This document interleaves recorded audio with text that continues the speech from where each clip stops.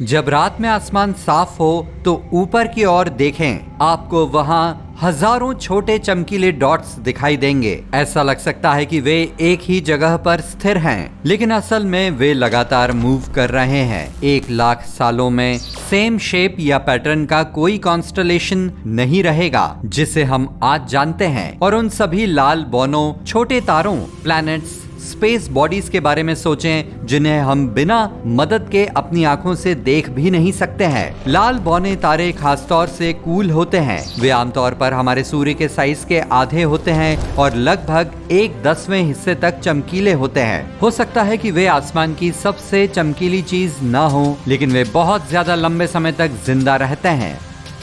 Star course की गहराई में न्यूक्लियर फ्यूजन रिएक्शंस होते हैं, इसी से वो चमकते हैं। बड़े तारे अपने स्टेलर फ्यूल को जलाकर बड़ी मात्रा में एनर्जी छोड़ते हैं, लेकिन ऐसे तारे केवल कुछ ही लाख सालों में अपना सारा फ्यूल जला देते हैं। हमारे सूर्य जैसे तारे आमतौर पर लगभग 10 अरब साल तक जिंदा रहते हैं, लेकिन लाल बौने अपने फ्यूल का इतना ज्यादा इस्तेमाल नहीं करते हैं। उनकी रोशनी इतनी ज्यादा पावरफुल नहीं है और उन्हें खुद को बनाए रखने के लिए ज्यादा एनर्जी की जरूरत नहीं पड़ती है। वे एनर्जी एफिशिएंट कार्स की तरह हैं, इसलिए वे सैकड़ों अरबों सालों तक रह सकते हैं। कुछ सबसे छोटे 10 खरब साल तक जिंदा रह सकते हैं।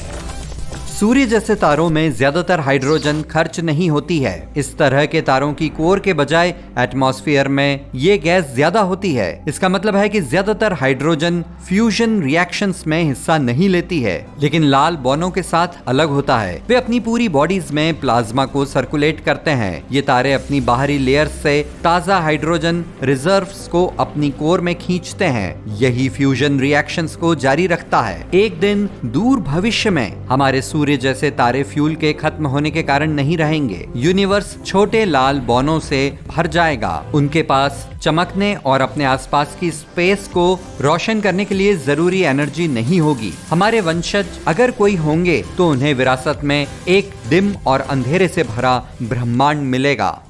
जैसे जैसे इसकी उम्र बढ़ेगी, सूर्य का आकार इतना बड़ा हो जाएगा कि ये अपने आसपास के प्लैनेट्स को तबाह कर देगा। पहले मर्क्यूरी, फिर वीनस और फिर हम। दूसरी ओर पृथ्वी शायद बच जाएगी, लेकिन बहुत मुश्किल से और लंबे समय के लिए नहीं। करीब आने पर सूर्य इसे जलाकर क्रिस्प कर देगा। हमारे सोलर सिस्टम के बाहरी प्लैनेट्स भी बचे रहेंगे, लेकिन वे अंतरिक्ष में और भी दूर चले जाएंगे। आकार में बढ़ने पर सूर्य अपना कुछ मास खो देगा। इसका ग्रेविटेशनल पुल प्लैनेट्स के ऑर्बिट्स को स्थापित करता है। जब हमारे तारे का साइज कुछ कम हो जाएगा तो उसकी ग्रेविटी का खिंचाव भी कमजोर हो जाएगा और बाहरी प्लैनेट्स का सूर्य के साथ इतना मजबूत कनेक्शन नहीं रहेगा। हमारा सोलर सिस्टम अकेला नहीं है। हमारी गैलेक्सी में और भी कई तारे हैं। 30 अरब सालों के अंदर पास का सफर करने वाले तारे हमारे बाहरी प्लैनेट्स के साथ ऐसे उलझेंगे कि सोलर सिस्टम से कुछ सबसे बड़े प्लैनेट्स को तेजी से बाहर कर देंगे।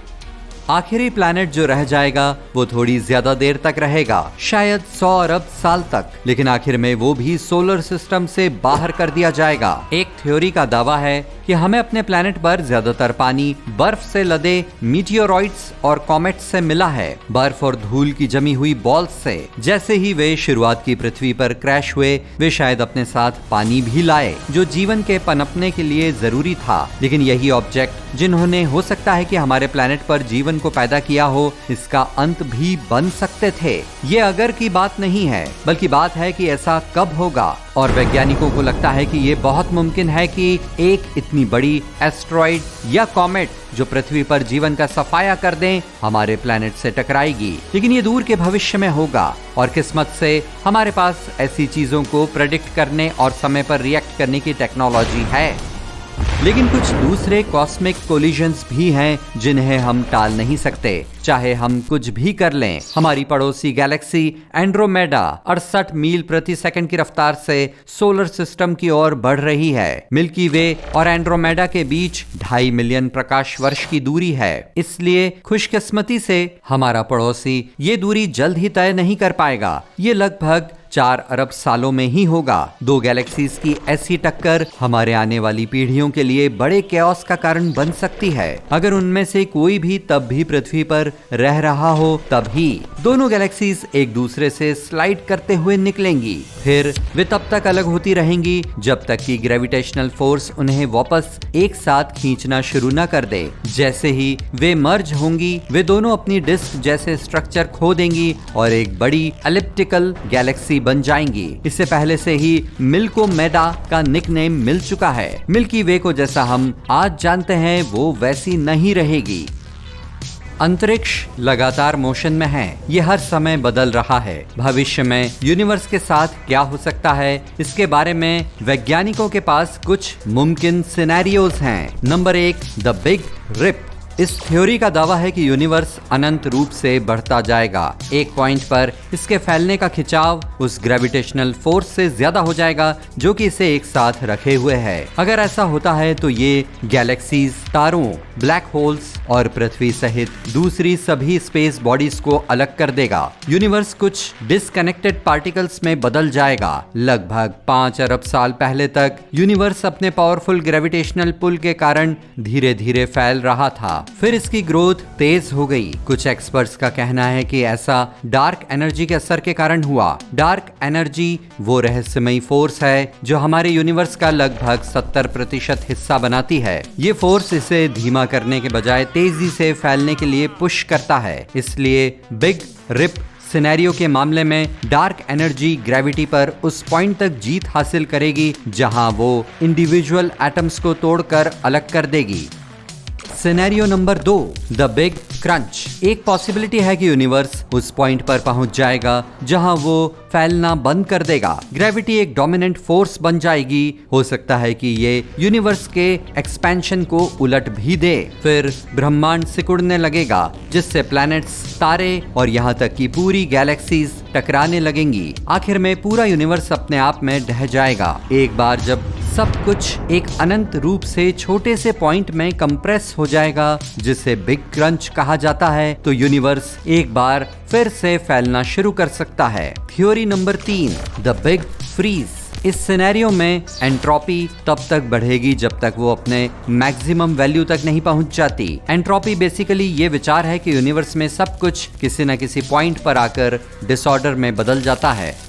एक बार जब एंट्रोपी अपने मैक्सिमम पर पहुंच जाती है तो सिस्टम में हीट समान रूप से फैल जाएगी। तब यूनिवर्स गायब हो जाएगा क्योंकि हीट के लिए कोई जगह नहीं बचेगी। यूनिवर्स में होने वाला कोई भी मैकेनिकल मोशन रुक जाएगा। ब्रह्मांड इतना खाली होगा और गैस इतनी पतली होगी कि कोई नया तारा फिर से नहीं बन पाएगा और ना ही चमक पाएगा। ऐसे ब्रह्मांड में समय एक कभी न खत्म होने वाला शून्य है। प्लैनेट्स, तारों या जीवों के साथ कभी कुछ नहीं होता है। पूरा यूनिवर्स जमा हुआ अंधेरे में और बिना किसी मोशन के है क्योंकि वहां ऐसी कोई एनर्जी नहीं है जिससे चीजें फिर से काम करना शुरू कर सके। आखिरी तारे के जलने और फीके पड़ने के कई अरबों साल बाद ब्लैक होल्स बताएंगे कि यूनिवर्स खत्म हो गया है। ब्लैक होल्स बेहद मजबूत ग्रेविटेशनल खिंचाव वाले एरियाज हैं, इतने शक्तिशाली कि कोई भी चीज इनसे बच नहीं सकती है। वे 100 सूर्य जितने बड़े हो सकते हैं। जहां तक सुपरमैसिव ब्लैक होल की बात है, उनका मास 1 अरब सूर्य से ज्यादा हो सकता है। आप ज्यादातर गैलेक्सीज के बीच में ऐसे जायंट ब्लैक होल्स पा सकते हैं। हर चीज की तरह ब्लैक होल्स भी उसी अंत को महसूस करेंगे, लेकिन जब उनका अंत आएगा तो वे धीरे से रात में गायब नहीं होंगे। ब्लैक होल्स अपनी जिंदगी के आखिरी पलों में बहुत बड़े फायरवर्क्स के साथ यूनिवर्स को रोशन करते हुए जाएंगे। ये पूरे युग का अंत होगा। ब्लैक होल्स आमतौर पर उनके काफी करीब आने वाले तारों और गैस को निगल कर जिंदा रहते हैं। उनके लालच से उनका पता चल जाता है। ज्यादातर मामलों में एक ब्लैक होल के चारों ओर एक अक्रीशन डिस्क होती है। ये डिस्क उन सभी मटेरियल्स और पार्टिकल्स से बनी होती है जो इसने तोड़े होते हैं और जिन्हें ये अंदर खींच रहा होता है। ठीक उसी तरह जब पानी किसी नाली में बहता है, जैसे जैसे मटेरियल और पार्टिकल्स करीब आते हैं वे और तेजी से आगे बढ़ने लगते हैं। इससे हीट पैदा होती है जिससे अक्रीशन डिस्क चमकने लगती है, जिससे फिर से ब्लैक होल का पता चल जाता है। हाँ, ब्लैक होल लुका छिपी में इतने अच्छे नहीं हैं।